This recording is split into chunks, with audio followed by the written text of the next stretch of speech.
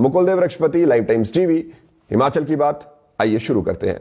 सबसे पहले cyber crime के बारे में हम यहां पर बात करेंगे। इसमें 5 मामलों में जो ठगी हुई है उसमें 1 करोड़ से अधिक का चूना लगा है। आप लोगों को बता दें कि ऐसे मामले सामने आए हैं जिसमें 1 करोड़ तक का 1 करोड़ हमारे बीच में चूना लगा है और वो 1 करोड़ का चूना केवल और केवल 5 मात्रों में लगे हैं। इसमें जो हमारे बीच में सोशल मीडिया पर सेक्सटॉर्शन के अलावा मोबाइल टावर, ऋण और शेयर बाजार में ट्रेडिंग के नाम पर ठगी हुई है। मंडी जिला में एक मामले में 17,54,000 और कांगड़ा में दूसरे मामले में 6,15,000 रुपए की यहां पर ठगी हुई है। आप सभी को गुड मॉर्निंग है, जय श्री राम है। स्ट्रीम को जरूर शेयर कीजिए जितना ज्यादा हो सके और लाइक का बटन लगातार दबाएं। एक ही मामले में मंडी जिला में एक ही मामले में 17,54,000 रुपए की ठगी हुई है, साइबर ठगी। और दूसरा मामला आपको कांगड़ा जिला का बता रहे हैं जहां पे 6,15,000 रुपए की ठगी हुई है। इसके साथ साथ आपको मामलों में सोशल मीडिया पर अश्लील वीडियो कॉल करके छात्रों को पीड़ित करके उनकी फोटो वीडियो को वायरल करने की धमकी करना जो है वो सेक्सटॉर्शन कहलाता है कि आपको उसके बाद परेशान किया जाता है। इसी तरह बिलासपुर में मोबाइल टावर लगाने के नाम पर साइबर अपराधी उसने एक व्यक्ति से 36 लाख रुपए की ठगी की। कांगड़ा जिला में ऑनलाइन ट्रेडिंग के नाम पर 28,96,000 रुपए की ठगी का मामला सामने आया।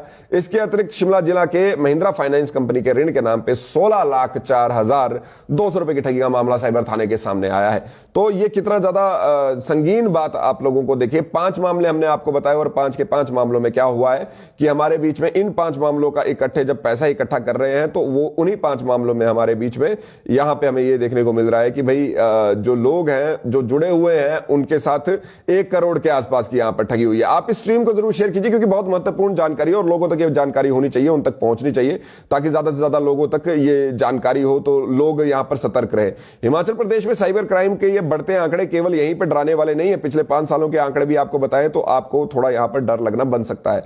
ये तो केवल 5 मामले थे जिसमें 1 करोड़ के आसपास की ठगी हुई है। आप लोगों को बता दें बेशक सरकार ने यहां पर 2 थाने बंद कर दिए हैं, लेकिन उसी के साथ साथ अगर हम बात करें वर्ष 2017 की तो वहां पर 1,723, 19 में 3,057, 2020 में 6,441, 22 में 9,110 लोगों के साथ साइबर फ्रॉड हिमाचल प्रदेश में हुआ है। उसके बावजूद हमारे बीच में धर्मशाला और मंडी में खोले गए साइबर थाने बंद कर दिए गए हैं। अब इसका क्या कारण है ये तो चलिए वही जानते हैं। इसके साथ साथ यहां पर आपको बता दें जो ये मैंने आप लोगों को यहां पर आंकड़े बताए हैं 2022 में हेल्पलाइन जो साइबर हेल्पलाइन है 1930 उसमें 116 शिकायतें दर्ज हुई हैं और नए नए तरीकों से यहां पर पैसे ठगने का काम चला हुआ है। कभी आप लोगों को ज्यादातर जो प्रदेश के उम्रदराज लोग हैं वो यहां पर साइबर ठगी के शिकार हो रहे हैं। तो इसलिए अगर आप लोगों के पास सोशल मीडिया या कुछ भी है जहां पर आप लोग कोई काम कर सकते हैं, चला सकते हैं, बता सकते हैं तो साइबर ठगों से यहां पर जो है अपने आप को सुरक्षित अवश्य रखिएगा क्योंकि देखिए जिस तरह से वो एकदम से आपसे पैसे निकलवा रहे हैं, कर रहे हैं, वो आप सभी लोगों के लिए भी और खासकर बुजुर्गों के लिए यहां पर बहुत भयावह हो सकता है। उन लोगों का थोड़ा ध्यान रखें ताकि कोई इस तरह के ट्रांजैक्शन वो यहां नहीं कर दे जो बाद में आप लोगों को जिसके लिए पछताना पड़े। और ये बहुत महत्वपूर्ण ये बात है और इसको स्ट्रीम को जरूर शेयर कीजिए, जितना ज्यादा हो सके शेयर कीजिए और लाइक का बटन अवश्य दबाएं। मैं केवल 2 ही चीजें करता हूं कि भाई आप लोग जितना ज्यादा शेयर कर सकते हैं कीजिए, लाइक का बटन अवश्य दबाएं। अगर वो शेयर नहीं कर सकते शेयर कीजिए 2-4 बड़े ग्रुप्स में, लाइक का बटन दबाएं, लगातार दबाएं और कमेंट के माध्यम से अपने विचार अवश्य व्यक्त किया करें कि आप इसके बारे में क्या सोचते हैं। साइबर क्राइम के बाद आप लोगों को अगली खबर की ओर लेकर चलते हैं जहां पर हिमाचल प्रदेश की यदि हम बात करें तो विजिलेंस की प्रारंभिक रिपोर्ट के अनुसार 60% पेपर लीक हुए। ये मैं नहीं कह रहा हूं, विजिलेंस कह रही है और विजिलेंस के ओर से यहां विजिलेंस की बात यहां पर ये मुख्यमंत्री जी के साथ शेयर की गई तो ये वो मुख्यमंत्री यहां पर शेयर कर रहे हैं। उन्होंने कहा कि विजिलेंस की प्रारंभिक रिपोर्ट के अनुसार 60% तक जो हमारे पेपर है वो लीक हुए हैं। उन्होंने बताया कि प्रदेश में पेपर लीक होना गंभीर बात है और पेपर लीक मामले में वो कह सकते कि 5 साल में ये वारदात चली हुई है और चली हुई थी। और सीएम ने ये बात बुधवार को जब ये मीडिया में कही, उन्होंने कहा कि आज या कल विजिलेंस ब्यूरो की नई रिपोर्ट भी सरकार को मिल जाएगी, यानी पिछले कल या आज में ये रिपोर्ट यहां पर मिलनी है। और पुलिस कांस्टेबल से भर्ती परीक्षा पेपर लीक मामले में सीबीआई ने जो छापे मारे हैं और भारत सरकार के अंतर्गत आती और छापे मारने गई तो उनके सामने ये बातें सामने आई कि करीब करीब 60% पेपर जो है वो लीक हुए थे और पिछले 5 साल से पेपर लीक की वारदातें चली हुई है। और इसी के साथ साथ अभी जो आप लोगों को जैसे जानकारी है कि इस समय पर सारी जगह पर ये बातचीत चली हुई है कि भाई हमारे बीच में जो पेपर लीक मामले उसके लिए सीबीआई की दबिश चली हुई है और अपराधियों को पकड़ के ये पता करने की कोशिश किया जा रहा है कि भाई कौन कौन कहां कहां तक इन्वॉल्व इसमें था। तो जो साइबर अपराधी के बाद अब आप लोगों को जो बच्चों के पेपर के अपराधी हैं उनकी भी बात यहां पर बहुत महत्वपूर्ण है बताना, और ये केस अभी इस समय पर बहुत हॉट टॉपिक चला हुआ है और आप लोगों को इसके बारे में जानकारी होनी चाहिए। आप स्ट्रीम को जरूर शेयर कीजिए। सुबह सवेरे काफी कम लोग ही उठते हैं, मैं देख पा रहा हूं केवल 150 के आसपास हमारे पास लोग हैं। अगर आप लोग और कुछ नहीं कर सकते तो शेयर जरूर कीजिए और लाइक का बटन लगातार दबाते रहे। 46 लाइक पर इस समय पर हमें, और उम्मीद करते हैं कि 200-300 पार हम इसे करेंगे किसी तरह। और उसी के बाद हिमाचल प्रदेश के 386 स्कूल कॉलेजों को यहां पर निष्क्रिय यानी बंद करने की बात यहां पर हो रही है। आप लोगों को बता दें यहां पर एक कैबिनेट विभाग को प्रस्ताव यहां पर भेजा गया शिक्षा विभाग की ओर से। इसके तहत भाजपा सरकार के समय में खुले हुए स्कूल कॉलेजों को बंद करने की जगह निष्क्रिय करने की सिफारिश की गई है। बंद करना और निष्क्रिय करने में थोड़ा सा ही फर्क है, इसमें बता दें 1 अप्रैल 2022 के बाद नए खुले अपग्रेड किए गए 386 स्कूल कॉलेजों को निष्क्रिय करने की तैयारी है। इसका मतलब यह है कि बंद करेंगे तो लोगों का विरोध होगा। निष्क्रिय एक नई चीज यहां पर निकाल दी गई। संस्थानों में 800 शिक्षकों के पद रिक्त पड़े हैं और संस्थानों को स्थानांतरित करने की सूची भी तैयार कर ली गई है, यानी कि उनको इकट्ठे मर्ज कर देने की बात यहां पर होगी और नए शैक्षणिक सत्र से पहले शिफ्ट कर दिया इन्हें जा सकता है। आपको बता दें शिक्षा विभाग के पास यह प्रस्ताव कैबिनेट की मंजूरी के लिए यह प्रस्ताव शिक्षा विभाग के पास पहुंच गया और 11 दिसंबर को हिमाचल प्रदेश में कांग्रेस सरकार के गठन के बाद पूर्व सरकार ने जो 1 अप्रैल 2022 के बाद के कई विभागों को जो 600 से ज्यादा कार्यालय और संस्थानों को बंद किया और स्कूल कॉलेजों को बंद नहीं किया गया, उसके लिए नई चीज निकाली जा रही है जिसे निष्क्रिय लिखा जा रहा है कि निष्क्रिय किए जाएंगे और देखना है अब निष्क्रिय किस तरह से किया जाते हैं। इसके जानकारी जो यहां पर है उसमें शिक्षा विभाग ने समीक्षा के दौरान मुख्यमंत्री को यह बताया था कि 1 अप्रैल 2022 के बाद भाजपा सरकार ने 23 डिग्री कॉलेज, 98 वरिष्ठ माध्यमिक school, 131 high school, 85 middle school, 49 primary school खोले या फिर स्तर प्रमोट किए थे, उनका मैं अपग्रेड किए थे। यहां पे मैं हिंदी में नहीं पढ़ पा रहा हूं। और 13 जनवरी को कैबिनेट में इस बाबत चर्चा नहीं हुई कि भाई इनका क्या करना है, लेकिन अब इसकी तैयारी की जा रही है।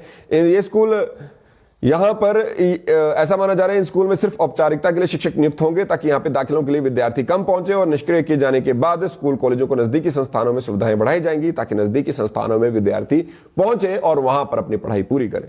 तो प्रोत्साहित करने के लिए यह किया जाएगा। निष्क्रिय और बंद में दोनों में एक फर्क है। निष्क्रिय मतलब वो पढ़े रहेंगे, कुछ ज्यादा उसमें काम नहीं होगा, लेकिन साथ वाले स्कूलों में पढ़ने के लिए बात यहां पर की जाएगी। चलिए इसी के साथ अब आप लोगों को अडानी सीमेंट प्लांट की ओर एक बार फिर से लेकर चलते हैं। कल उनमें से आप लोग स्ट्रीम को जरूर शेयर कीजिए और बड़े बड़े ग्रुप्स में शेयर कीजिए, 2-3 बड़े ग्रुप्स में शेयर कर दीजिए और लाइक का बटन अवश्य दबाएं। आप कमेंट भी किया कीजिए ताकि आप लोगों की बात मैं यहां पर सुन सकूं, पढ़ सकूं। इसके साथ ही ट्रक ऑपरेटर्स अब यहां पर सरकार से खफा दिख रहे हैं। कल उनकी यहां पर बैठक होनी थी, हुई भी है, लेकिन उससे कुछ हल यहां पर नहीं निकल पाया और दारलाघाट में बुधवार को 40 ट्रक ऑपरेटरों ने यहां पर गिरफ्तारी दी है और सरकार के खिलाफ उन्होंने जम के नारेबाजी यहां पर की है। आप लोगों को बता दें कि 50 दिन से उनका विवाद हल नहीं हो पाया है और इसके कारण उनका अब सब्र का बांध टूट रहा है। 4 तारीख को उन्होंने पहले ही चक्का जाम करने की बात यहां पर की है और अडानी कंपनी के खिलाफ तो हल्ला बोला ही है। वहां पे सरकार जो है सुखू सरकार या कांग्रेस सरकार, उसके खिलाफ भी हल्ला बोल दिया है। ऑपरेटरों ने नारेबाजी की और दाराघाट हाईवे पर आधा घंटे तक जाम लगा दिया। इसके बाद कई वाहन जाम में फंस गए।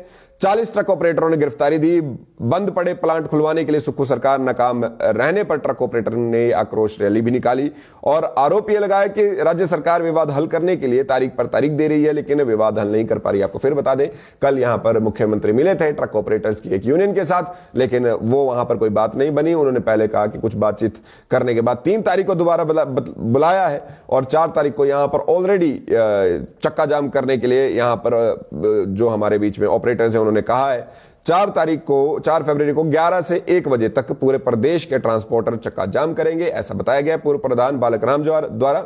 और उसके बाद ही इसके अलावा शालाघाट, दारलाघाट और भराड़ी घाट की सीमाओं पर चक्का जाम होगा। 11 फरवरी को महापंचायत में किसान नेता राकेश टिकैत भी शामिल होंगे और पूरे प्रदेश व ऊपरी इलाकों के किसानों बागवानों की इस महापंचायत में आमंत्रित किया जाएगा। देर शाम को उन्होंने मशाल जुलूस भी निकाला है और यहां पर अब जो ये बात है ये इतनी आगे तक बढ़ चुकी है कि इसके बाद जो है लगातार जो ये एक प्रॉब्लम जो बढ़ती जा रही है वो सरकार के लिए भी जी का जंजाल बनती जा रही है। 3 फरवरी को जैसे मैंने आपको बताया दोबारा से यहाँ पर मुख्यमंत्री ने बुलाया है, जो यहाँ पर पौने घंटे कल वार्तालाप हुई थी वो नहीं, उसका कोई हल अभी तक निकला है। उसी के साथ एक वार्तालाप और हुई है और वो महत्वपूर्ण है, लेकिन आप सभी लोग महत्वपूर्ण खबरों से ये बुलेटिन को सजाते हैं, आप सभी लोग इस स्ट्रीम को जरूर शेयर कीजिए और कुछ नहीं कर सकते तो लाइक का बटन तो अवश्य दबाएं जितना ज्यादा हो सके। चले जी एक और बात आपको यहाँ पर बताते हैं कि हिमाचल प्रदेश की सरकार 9,523 करोड़ से ज्यादा का हमारे बीच में 2023-24 में यहां पर पैसा जो है वो लगाएगी, यानी कि उसका बजट होगा। कल हमारे बीच में ऊना, हमीरपुर, कुल्लू और सिरमौर जिला के विधायकों की प्राथमिकताओं को निर्धारित करने के लिए सचिवालय में बैठक आयोजित की गई। इसमें यहां पर पूछा गया कि चुनौतियों का समाधान करने और दृष्टिकोण में अपनी प्राथमिकताएं प्रस्तुत करने की बात कही और प्रदेश ने बजट आगामी 5 वर्षों की जो दशा और दिशा यहां पर तय की जाएगी, ऐसा यहां पर बताया गया है। आपको बता दें कि 9,523 करोड़ रुपए से ज्यादा का जो बजट है वो प्रस्तावित है, यानी कि जो व्यय है वो प्रस्तावित है। और उसी के साथ साथ यहां पर अभी एक सेशन हुआ है, यहां पे अभी 3 सेशन और हैं, 3 तारीख सुबह तक ये सेशंस होने हैं और उसी के बाद यहां पर आगे देखा जाएगा कि भाई क्या यहां पर किस तरह से क्या क्या लोगों की जो विधायक है क्या क्या उनकी प्राथमिकताएं हैं वो यहां पर देखा जाएगा। उसी के साथ एक हिमाचल प्रदेश के एक निजी होटल में देह व्यापार का पर्दाफाश हुआ है, 2 को उसमें हिरासत में लिया गया है। पुलिस ने होटल में देह व्यापार का जो पर्दाफाश किया और उसमें महिलाओं को भी रेस्क्यू किया है। परवाणु में होटल में एक निजी होटल में यह देह व्यापार चल रहा था, परवाणु सोलन में पड़ता है और इसमें होटल मालिक समेत एक महिला को हिरासत में लिया गया है और एक युवती को रेस्क्यू भी किया गया है।